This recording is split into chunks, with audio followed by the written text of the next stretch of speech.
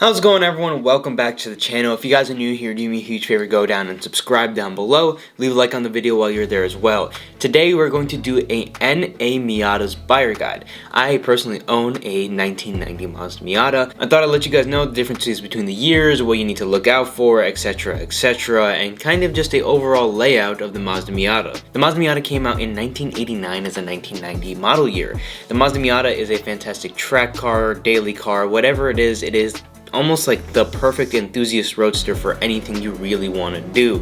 The Mazda Miata has so many different potentials and all these different things that I think it makes a fantastic car, especially for the price point that it's in. The only downside I can see in the car is that it's small and it is a little slow, but those things can be changed, and we'll talk about some of those things a little bit later in the video. With all of that being said, let's talk about the first year of the Mazda Miata, the 1990 model year. So when the car first came out, there were three colors that it came out in. There was white, there was red, and there was blue. A couple of months later into the production, there was a silver that was added. The silver is slightly more desirable than the other colors are, but those were the three main colors, with the one coming in a little bit later in the first year. The base models came with steel wheels, no radio, and no power steering. Also, all of them were manual. There was no automatic option for the 1990 model year. So there's two different packages available for the Mazda Miata. So there was an A pack and a B pack. The A pack included alloy wheels, a radio, power steering, and a leather wrapped steering wheel. The B pack had everything the A pack did, plus a little bit more. The B pack added some pretty cool features, some things you might be looking for, and some things that you might not be looking for. I'll tell you a little bit more after I list all the features it has. So the B pack came with cruise control, power windows, speakers in the headrest of the seats, a limited slip differential as an option. Red painted cars were also available with the hardtop. Now the hardtop is one of the most desirable features of a Mazda Miata, one of the most desirable add-ons in the cars. Very expensive. Everyone who owns a Miata wants to get a hardtop, including myself. I don't have one yet, but it was only available in the red cars for that first model year. So with that being said, that's all we have for the first model year. Let's go to the second year of the Miata, the 1991 Mazda Miata. So two big options were available in 1991. Number one, the automatic transmission was available. Look at me right now. Don't buy the automatic. Second of all, ABS was optioned for the Mazda Miatas. The ABS was also only available in the B pack from my understanding, and also every single color option other than silver got a hardtop option available to them. Mazda also made a limited edition that was only available to 4,000 cars. They called it a special edition car. This was not an M edition, for those who know what that is. We'll talk more about that later. Those cars didn't come out until the later model years. So this special edition came with British Racing Green. It only had 4,000 units, like I stated before. It came with a B pack as standard, so that means it was the higher trim in the interior. It came with tan interior, a CD player. It came with exclusive badges to the interiors. It came with a Nardi shift knob as well as a wooden handbrake. So it's actually a pretty cool interior pack. I always like the special editions that the Miatas have. I always think they're a little cool. Another thing to keep in mind is in 1991 they changed the crankshaft nose. Now they changed that a couple of months into the production of the car. So some of them have it, some of them don't have it. Every car that follows has it. It makes the timing belt service a little easier to do. Otherwise you gotta take more things apart in order to get to the timing belt, and you kind of have to know what you're doing. Well, the later cars, it kind of makes it a whole lot easier. Something to keep in mind for higher mileage cars, I guess. And if you have the option to buy a later car, it's always better in most circumstances. In 1992, they changed a couple of different things. They added some colors, which is always fun, but they also added a remote trunk release. One thing to keep in mind for the first model year of the car, there is only a gas release in the center console. I'm pretty sure in 1991, it says 1992 that they added a switch on the inside for the trunk. So my car is in 1990, meaning the only way I can open the trunk is I have to stick the key into the back and open it that way. There's no release on the interior. Slightly annoying, probably can be added, but just a little bit of a note, I guess. Mazda in 1992 also added a rear kind of cross brace to add rigidity to the cars, a little bit more structurally sound. They continued to do that throughout the years. Another thing they added is rear defroster in the hardtops. They also had two new colors. One was black, and then the second one was sunburst yellow, which was only made for the 1992 model year. One of my favorite colors in the Miata is sunburst yellow, one of the most desirable, unfortunately, and I couldn't find a sunburst yellow car when I was searching for one because all of the ones that I could find were just a little too expensive and a little too much for what I wanted to spend for a Miata. Now, the black wasn't the special edition in 1992, but it came with a couple of different options that would make you think that it was. So, alloy wheels, stereo system, power windows, power steering were all available in the black Miatas, but also black Miata owners got to pick a C package option. The C pack included things like cruise control, stainless steel door sills, power antennas, headrest speakers, and a really nice set of BBS wheels. Now, it wasn't the special edition, like I said before, but it was just available with those options in a C package car. You might think it's a special edition, but it's not. So in 1993, they changed the A pack to the B pack. The B pack, they added power windows, cruise control, and a power antenna. That was the difference between the A and the B packs. So power steering was now a package thing. So now the C pack was also available. The C pack was available with leather interior, had everything that the B package did, had everything that the A package did, plus the leather.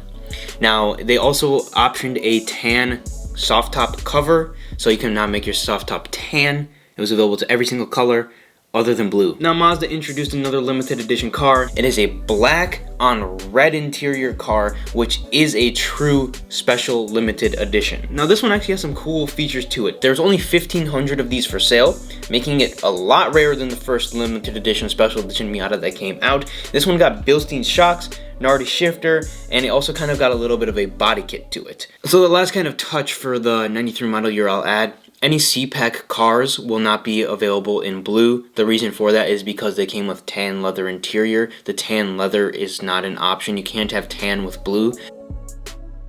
So in 1994 came probably the biggest change in the Mazda Miata. They changed the 1.6 liter inline 4 that made 116 horsepower to a 1.8 liter that made a whole whopping 128 horsepower. The torque number remained the same though. So in order for that 10 extra horsepower, Mazda also changed the clutch, the output shaft, and the gear rings.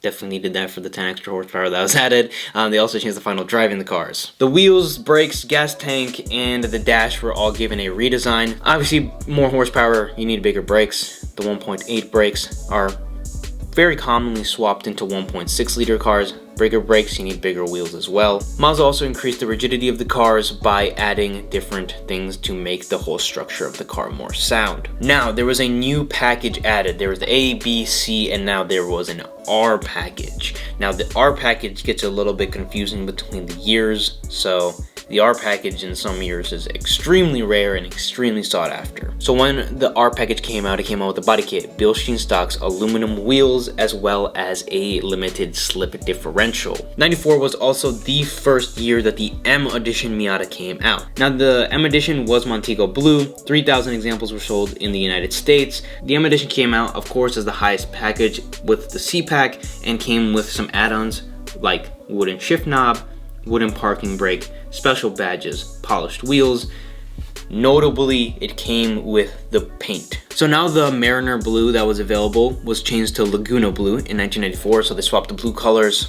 Thing to keep in mind if you're looking for that Mariner blue, 94 was the cutoff for it. There's no special edition, no limited edition because the M edition came out, but the R package also replaced said limited and special edition cars. It costed $1,500 in 1994 to have an R package, which was a lot of money back then. And another thing to keep in mind was there was only 1,218 R packages made in 1994.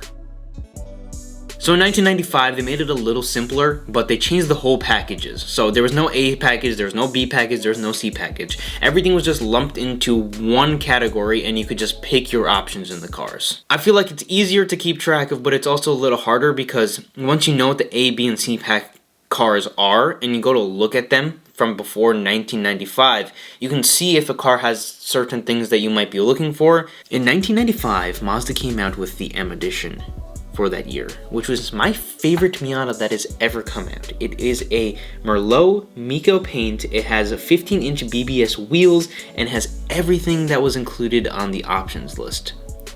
Quite literally a beautiful car in my opinion. This is like ideally, if I was to go out and buy a Miata for $15,000 for an NA, I would look for a Miko Merlot hardtop, low mileage manual car, and hopefully one day I'll add one of them to my personal collection. Also, the R-Pack was still available. Only 465 of them were ever built. The R-Pack just continued to get rarer throughout the years. Montego Blue from the 1994 M Edition Miata was now a standard color that you could option in any of the Miatas as well. So that was the only color that was added in this year. Also, I'm just going to read through the options list that were available if you are looking for said options list. So here's the options list. I'll go through them real quick. I have to read them because there's too many to name off the top of my head. So there was power steering, leather wrapped steering wheel, power mirrors, alloy wheels, torsion differential, only available to manual cars, headrest speakers, cruise control, power mirrors, a power antenna. So then there was also a leather package. The leather package came with the Mazda Sensory sound system, as well as tan interior and tan surfaces on the car. I hope you got all of that. Now let's move on to the 1996 model year. The 1996 model year was the addition of the OBD2 port. So before 1996, you don't have to get your cars emission tested. So one thing to keep in mind, I guess, depending on areas you live in, but there is no connection to the catalytic converter before 1996. 1996, you have to get your cars emission tested. In certain states like Wisconsin, where I live, I can get collector plates for my car, meaning I never have to do an emissions test after I do one emissions test to get my license plate. There's also different interior and cosmetic updates that they did, nothing really to take due note of. And there was also a M edition that had Starlight Mica paint, Enkei 15-inch LA wheels, a limited slip differential, wooden shifter and handbrake handle, and it had a tan soft top. Now, the illustrious R-Pack was only made for 111 models. As I said, it just continued to get rarer and rarer throughout the years. So Montego Blue, white, black, red were the 4 color options that were now available. Now, 1997, got a touring pack, got a STO pack, and got another M edition. So the touring pack came with power steering, power windows, power mirrors, alloy wheels, and a leather wrapped steering wheel. A little bit of a standard thing, get some amenities for touring, I guess. Then came the M edition. It came in a new paint called Mariner Green Mica, paired with 15-inch alloy wheels and all the other M goodies that come with it as well. Now 97 got something called the STO, and no, it's not Super Trofeo Omologato. I saw this and I was kind of like, I want an STO Miata just to tell people I have an STO. For those who do not know what I'm referring to, Lamborghini Huracan STO is a street track car that came out a couple of years ago. But the Miata STO is a package that is called the Special Touring Option. Came with a twilight blue paint, a lip spoiler, Enkei wheels, special badging, but it didn't have a limited slip differential or cruise control. There was only 1,500 STOs ever produced, and Mazda only built 47 R-Packs in 1997, which is the rarest package of any Miata ever built. So that is all the packages, differences, and everything between the different years from 1989 to 1997. I've never seen an R-Pack car for sale or just an R-Pack car in general. I've heard of them, but like you guys see, they are really, really rare. A couple of tips and things to keep in mind. Like I was saying before, the trunk release is only available in later cars. Throughout the years, Mazda continued to improve the structure of cars. In 94, of course, we said the 1.8 came out. Differences between the 1.8 and 1.6 cars is beefier brakes, clutches, things like that. Should you avoid the 1.6 because there's the 1.8? In my opinion and other people's opinions, no. There's not that much of a power difference. Of course, you get beefier brakes and beefier clutches, but in reality, they're really similar, and if you're not looking to spend a ton of money on a Miata, usually the 1.6 cars are going to be slightly cheaper than the 1.8 cars. And one of the reasons is the 1.8s are more expensive is because they got more options throughout the years. And of course, they got rid of the whole A, B, and C pack things, and people could option whatever they wanted. Now, most people will tell you, including my friend who has a power window car, that he wishes he had the cranks. And the reason for that is power windows go bad. The crank never goes bad. So if you're looking to buy a Miata and you have the cranks and you're seeing that as a kind of downside, in reality it's kind of like an upside because you have something that's never going to break and something you don't see in modern day cars. So I think it's cool and simple. Simplicity is fantastic, especially in older cars, because as things age, The more simple it is, the less things there are to break. As far as modifications in a Miata go, unless you're looking to buy the most pristine example of a Miata, in most cases you'll save a couple of coin if you have a car that already has a very solid either roll bars are very expensive, or if you have a very nice suspension setup in an aftermarket Miata. For the most part, you probably will save a decent amount of money. Roll bars are expensive and suspension is expensive. And if a car already has some of those things, it might be in your benefit. So as I was saying before, the difference between a 1.8 and a 1.6 is very minor. Now, if you're looking, let's say, for a $5,000 car and you find a 1.8 car that has a little bit of lack of maintenance, has a little bit of rust, and is in overall rougher condition, and you find a 1.6 car that's in overall very nice condition for the same price, pick the 1.6 in every single scenario.